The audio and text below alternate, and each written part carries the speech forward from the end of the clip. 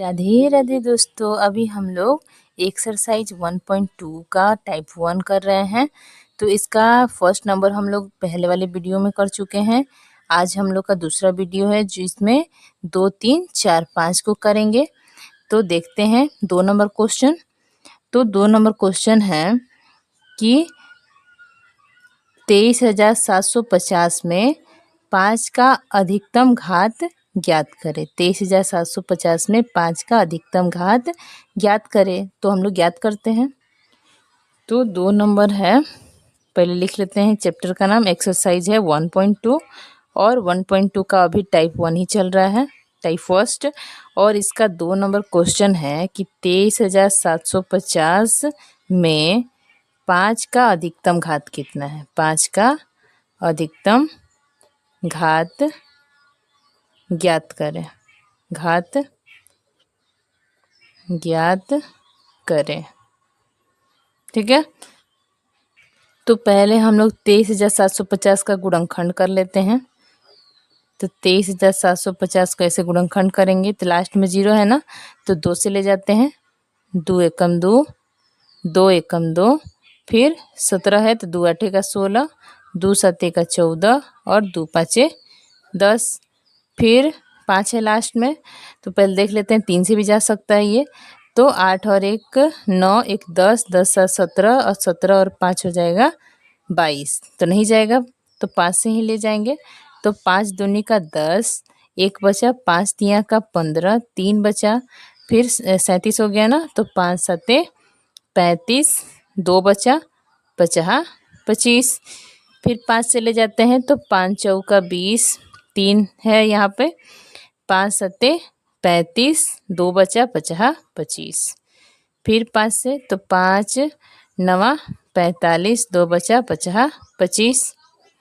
फिर 5 से 5 एकम 5 और यहाँ बचा 4, तो 5 नवा 45। अब 19 का तो गुणनखंड होगा नहीं, तो इसको लिख देंगे 2 गुणे 5 गुणे 5 गुणे 5 गुणे 5 और 19।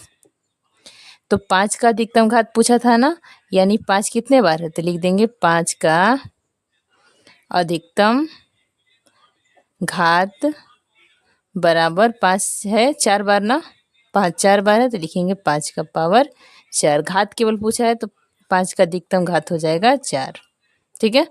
यही हो जाएगा आंसर। अब तीसरा देखेंगे। तो तीसरा नंबर क्वेश्चन है कि 1440 में 2 का अधिकतम घात ज्ञात करें। तीसरा 1440 में 2 का अधिकतम घात ज्ञात करें। 2 का अधिकतम घात ज्ञात करें। तो 1440 का पहले हम लोग गुणनखंड निकाल लेते हैं। 1440 का गुणनखंड तो 2 से जाएगा क्योंकि लास्ट में 0 है ना, तो 2 सत्ते का 14, 2 दूनी का 4 और 0। फिर 2 से 2 तियाँ 6, 2 छके 12, फिर 0। फिर 2 से 2 एकम 2, 2 आठे 16 0। फिर 2 नवा 18 और 0। फिर 90 आ गया, 2 से ले जाएंगे तो 2 चौका 8 और 1 बचा, 2 पचे 10। 3 से ले जाएंगे तो 3 एकम 3, 3 पचे 15 और फिर 3 से 3 पचे 15। तो इसको लिखेंगे हम लोग 2 गुणे 2 गुणे 2 गुणे 2 गुणे 2। 3 2 5 है और 3 2 बार है और 5 1 बार है। तो यहाँ 2 का अधिकतम घात पूछा है ना, तो लिखेंगे 2 का अधिकतम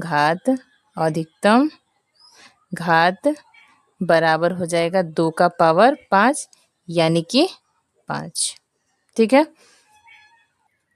अब 4 नंबर क्वेश्चन देखेंगे। तो कह रहा है कि यदि 6370 बराबर 2 का पावर m डॉट 5 का पावर n डॉट 7 का पावर k डॉट 13 का पावर p है। डॉट डॉट का मतलब गुणा होता है, ठीक है।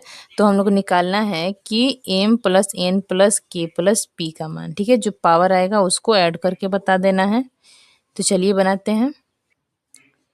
तो 4 नंबर बनाएंगे।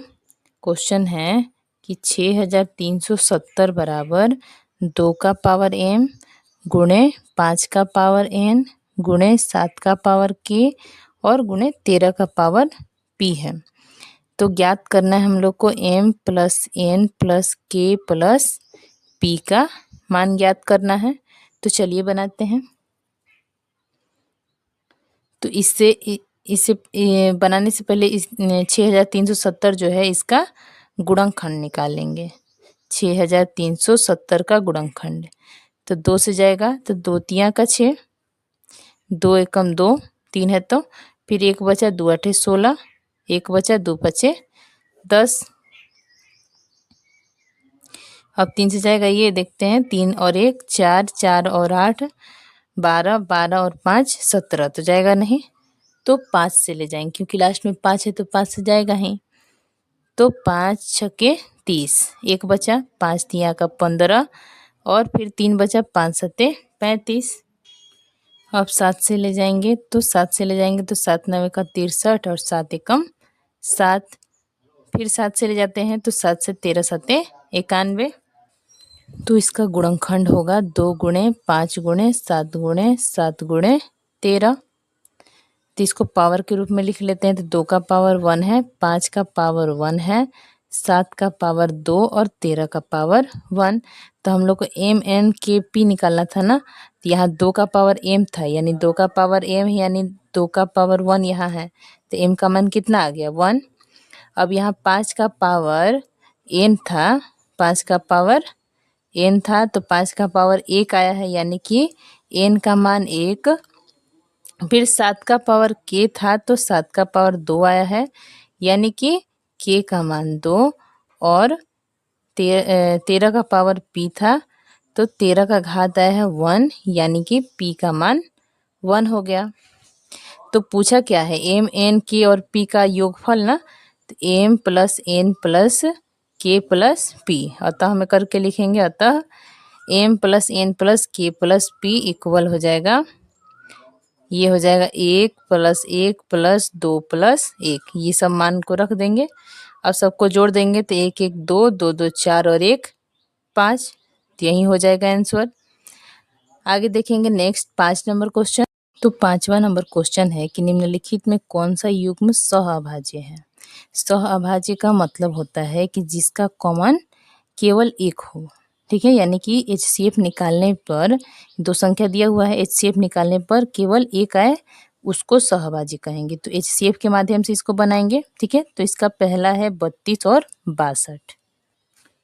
तो 5वां है निकालना है सहअभाज्य, मतलब पहचानना है कि कौन सा सहअभाज्य। 3 दिया हुआ है तो सहअभाज्य ज्ञात करेंगे कैसे हम लोग। तो इसका पहला दिया हुआ है क्वेश्चन 32 और 62। तो इसका निकालते हैं HCF पहले। तो कोई भी विधि से निकाल सकते हैं, भाग विधि या गुणनखंड विधि। तो हम लोग भाग विधि से अभी पढ़े हुए हैं तो भाग विधि से निकाल लेते हैं। इसे 32 दूनी 64 होता है ना, तो एक बार में 32 ले जाते हैं।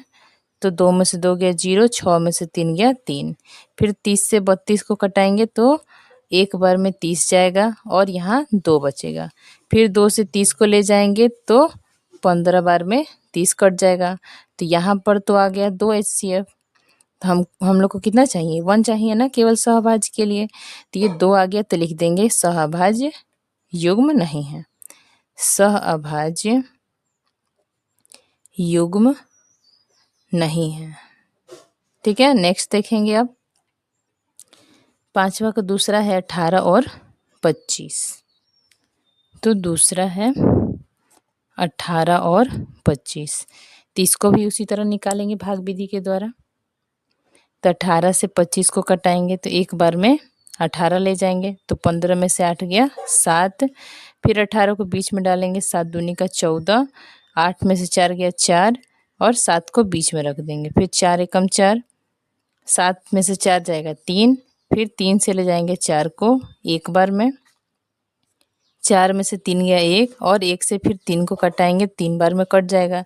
तो यहाँ पर कितना आया 1 आया ना HCF। तो जब 1 आए तो लिखेंगे यह सहअभाज्य युग्म है। ठीक है, सहअभाज्य युग्म है।